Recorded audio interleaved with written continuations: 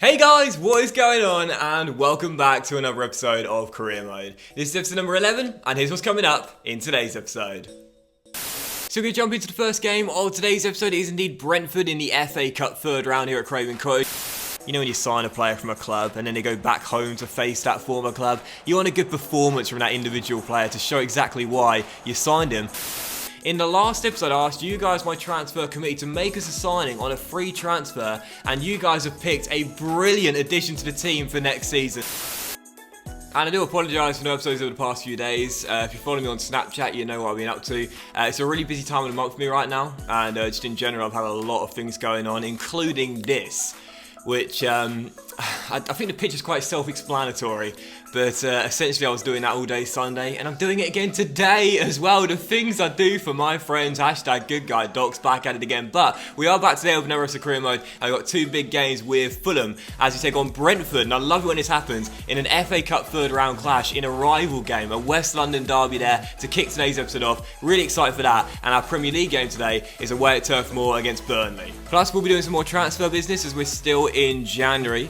And as we advance through to the first game of today's episode, we should find out if Cabano and Christie are going to get sold from the club as well. We accepted bids for them in the last episode, and to start off with, we've got a press conference. And actually, we don't see if Christie and Cabano are going. We do see that Stefan Johansson is going to lead the club on a free transfer. He's going to join Frankfurt come the end of the season. Totally fine with me. We're going to get a new deal. And there's also interest shown in Phil Jones and Ike Munian on our shortlist as well. So we're going to jump into the first game of today's episode. It is indeed Brentford in the FA Cup third round here at Craven Cottage on the back of our fantastic 1-0 victory away at the Emirates Stadium. We are fielding a completely weakened side for the game though. This competition won't be taken seriously until we reach the latter rounds. The Premier League is far more important to us this season. So lining with a 4-3-3, 11 changes from the Arsenal game, and our front three includes Cabano, Calvert-Lewin and Vieto, and Cabano and Christie both starting, might be starting for the final time today. And as for this Brentford team, they might be sniffing a cup set on the cards today in this West London derby. They're lining with 4-3-3 with Daniel Bentley wearing a captain's armband in goal.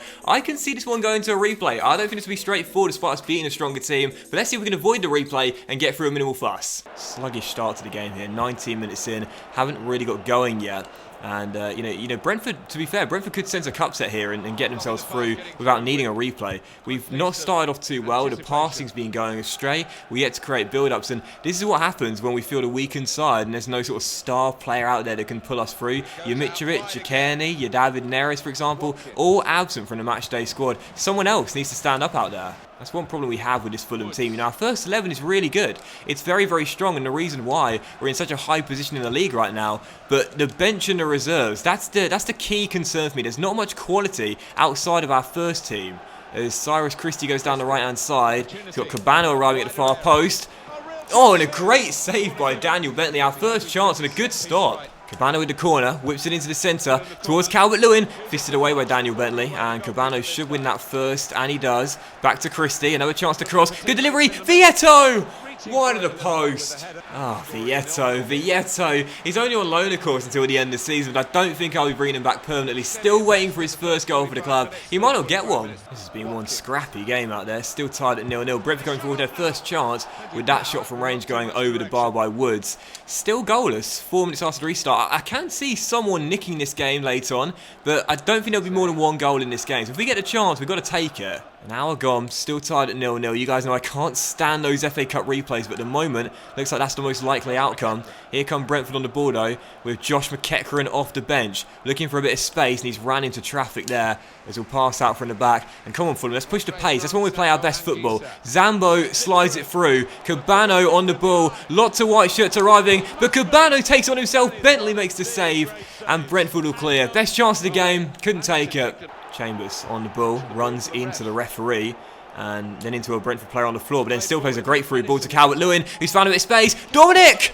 Oh yes, what a finish! Calvert-Lewin with the goal, makes it 1-0. We love this kid, man. Fulham take the lead, 19 minutes to go. He's been a great signing this year. What did we say? If we get a chance, we got to take it, and it fell to the right man. Calvert-Lewin this season has been our second top scorer in all competitions behind Mitrovic, and I mean, it's not that many goals, but still, it's a big, important one there. Brilliant finish, drills it in off the far post and into the back of the net. Calvert-Lewin sees us take the lead, 1-0 Fulham. Well, it was quite a slow stop-start game for the most part, but in the final half an hour, we knew we had to avoid the replay, and we did just that. Really up the tempo in the final 30 minutes. Found that goal through Calvert-Lewin. It separates the sides, and we're through to the fourth round. 3 1-0 victories in a row, and it's great to see our defence standing strong once again. They've been consistently great all year long, as the back four notch up another clean sheet this season. 1-0 the final score, and no surprise for man of the match, Dominic Calvert-Lewin. This guy's got 4 goals this season, I believe, in all competitions. He's been a great signing. It was £7.5 million from Everton at the start of the season. Great little option to have as a backup for Mitrovic. And we just seen after the game that 2 players are returning from loan. Magnus Norman and Corley Woodrow are arriving back in our squad, but don't expect them to play that much between now and the end of the season. Both players out of contract in the summer and most likely going to get released on free transfers. But we're still waiting to find out whether Cyrus Christie and Cabano are going to leave the club. They're still negotiating with their teams, and we still don't know. And actually, I just realised the reason why we haven't seen whether the Christie deal has gone through yet is because I forgot to accept it in the last episode. We stalled it and I was considering it, but I forgot to accept it. What I might do is negotiate with Real Sociedad. There's a bit here for Tom Kearney. Wolves want to take him to Molineux, but hands off the captain, Nuno. This guy's going nowhere and he's staying with us. But yeah, I'm going to negotiate the Christie deal because Cyrus hasn't played that much this season. He's a good backup right back to have, but a 73 rated, 26 years old. He's not going to get much better, and I wouldn't be against recalling Steven Sessegnon to play as our backup right back instead. So Christie will negotiate with Sociedad and see what we can get. If we can get like 5 million for him, I think that would be a good deal. That's $1.5 million over the valuation, and again, that's not bad for a 73 rated 26-year-old that again hasn't played much this season. So £5 million, we'll see what they say to that.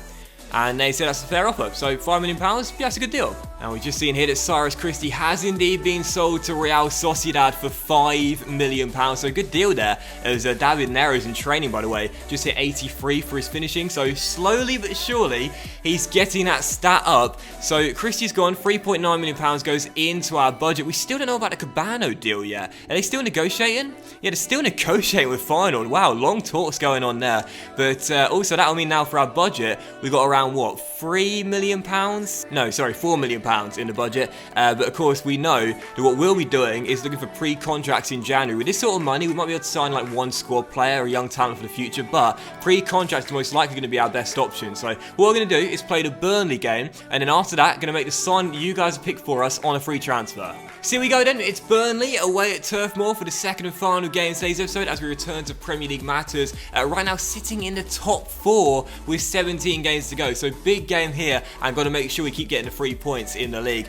Burnley are lining up in a 4-4-1-1, really good team and a very good midfield and attack with Lennon on the left hand side, Goodmanson on the right, Westwood and Cork, 2 energy driven players through the middle of the park, and Hendrick supports Ashley Barnes up top. But as for our team, back to full strength for this game on the back of the victory over Brentford in the FA Cup, lining up in our 4-3-3 with our deadly front trio of Sessegnon on left, Neres on the right, and the top scorer Mitrovic leading the line as well. And of course, don't forget, it's a homecoming for James Tarkowski. Signed him this summer. What a difference he has made to this Fulham backline. Now he returns to Turf Moor, and I'd love it if he could keep a clean sheet here on his return. So second game, it's Burnley. Let's get the win. Come on, Fulham. You know when you sign a player from a club and then they go back home to face that former club, you want a good performance from that individual player to show exactly why you signed him and what the previous fans are missing. As Seri goes for goal, shot blocked and it carries straight through to Tom Heaton. But again, with our defence being so crucial to our success this season, you got to say that James Tarkowski has been the main difference. You guys signed him, our transfer committee,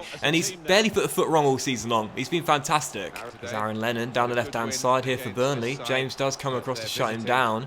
And still Lennon on the ball, and there is Tarkowski jockeying him every step of the way, making the tackle. That's what I mean, man. The difference that Tarkowski has made to this team is unbelievable. Sander through to Seri. There's still player 1-2. And Bird striding forward. You don't see this much here, but he's got the ability to do that. He's played a great ball through to Seri, and Seri should make it 1-0.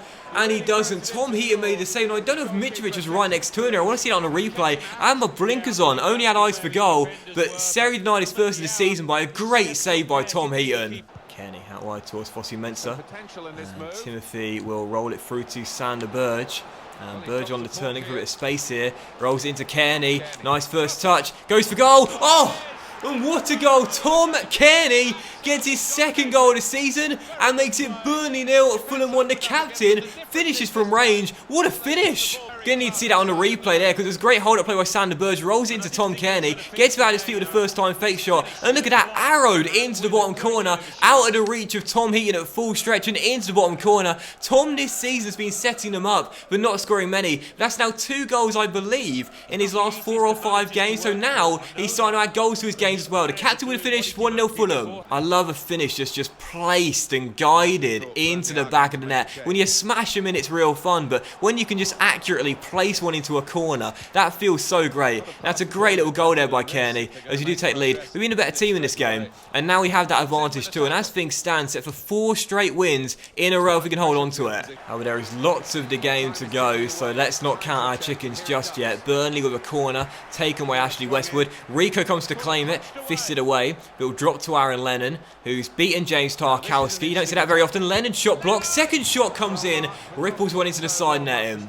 Kind of a great chant for Tom Cairney last night as well. I think the next time he scores, I'll debut it for you. It's to the tune of Lady Gaga's Paparazzi. I think it's pretty good. You know when you can't sleep? It's like 11:30 at night, you've got loads to do the next day. You know all you can think about is your career mode saves. Great chants come alive during that time of the night for me. Into the final 10 minutes, still leading by a goal. Can we hang on to the 3 points as Burnley look for that late equaliser? Ben Mee on the ball. Finds Matej Vidra off the bench. Now Aaron Lennon gets around Fosu Mensah. It's Ashley Barnes. It's Barnes. Cross blocked by who else but James Tarkowski. One final chance for Burnley. It's going to come from a corner. Defend this. And the 3 points are ours and the win streak is extended. Goodmanson's delivery. Cairney heads it away. Oh! And it missed everyone in the centre. Sessegnon will clear, and that will do it. Another rearguard display from Fulham. Another clean sheet notched up. Burnley 0, Fulham 1, and the captain gives us the 3 points. 4 1-0 victories in a row for Fulham. Nobody can break us down this season. The defence is incredible, and the main reason behind that is because of James Tarkowski. Cairney may have got the only goal of the game to separate the sides, and a wonderful goal it was too, but James Tarkowski, you guys signed him, the transfer committee. The difference that this guy has made to this Fulham team is unbelievable. We would be nowhere close to where we are in the table right now if not for our new number 5. 1 at the final score, another win for Fulham, and what a start to January, 100%. Obviously, the one concern remains that we're not scoring enough goals. Right now, 16 games to go, only 16 goals scored all season long. We're only 2 points clear of Liverpool in the top 4 race right now as well, and 3 points clear of both Bournemouth and Wolves too. So plenty of the season left to go, and we still need to improve things, that's for sure. If we are to stay there between now and the end of the season, eventually the defense will get broken down. So in that case, we need to start scoring some more goals. But let's take a look at our budget right now. Again, £2.6 million in the transfer budget, 160 grand in the wage budget. In the last episode, I asked you guys, my transfer committee, to make us a signing on a free transfer, and you guys have picked a brilliant addition to the team for next season. So I asked you guys in a choice between 5 what player we should sign.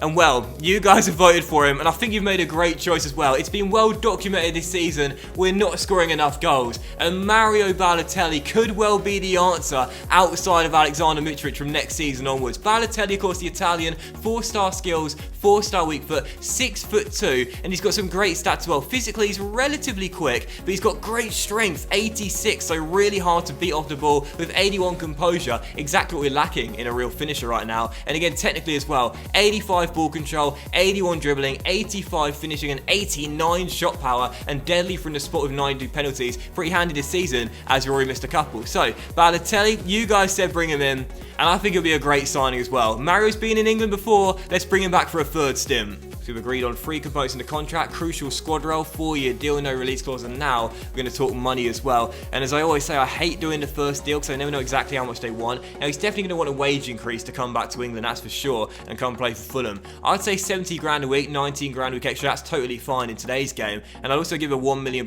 sign-on bonus as well, or perhaps just a 500 grand sign-on bonus to begin with, and hopefully the agent will negotiate and not just flat out walk out. So let's see what they say to that. 70 grand a week, £500,000 sign-on bonus, and yeah, they say that's a fair offer. offer. So Mario Balotelli is in. The transfer committee have made some great signings already, and another one added to the mix for next year. Balotelli, welcome to Craven Cottage. So he won't arrive until next season, but I'm already excited for Super Mario Balotelli. With the struggle we've had in front of goal this season outside of Alexander Mitrovic, I felt we needed a striker, and Balotelli's got the quality, he's got the goal to game ratio we're looking for. Mario Balotelli, I can't wait for him arriving next season, and thank you to my transfer committee for making the signing. You've made some brilliant ones already. There's another one added to the mix as well. So I think what we'll do is end today's episode there on a high, back-to-back victories into the next round of the FA Cup, signing Mario Balotelli, and still in the top 4 in the Premier League as well. 16 games to go, only 2 points clear of Liverpool, plenty of the season remaining, but it's been a brilliant debut at Craven Cottage. Let's make sure we close out January 100%. That's my aim now, win all of our games now in the month and stay in the top 4 as we'll enter February. So thank you very much for watching today's episode of Career Mode, guys. A big thank you for watching, and I hope you have enjoyed it. And if you did enjoy today's episode, then please do drop a like, as likes are of course very much appreciated, and your little channel out as well. Much love to you all. Have a fantastic evening. I'm not looking forward to get my face plastered in for another day, but still, have a great evening, guys. Much love to you all, and I'll see you for the next episode of Career Mode. We should make 1 or 2 more signings very soon. Bye.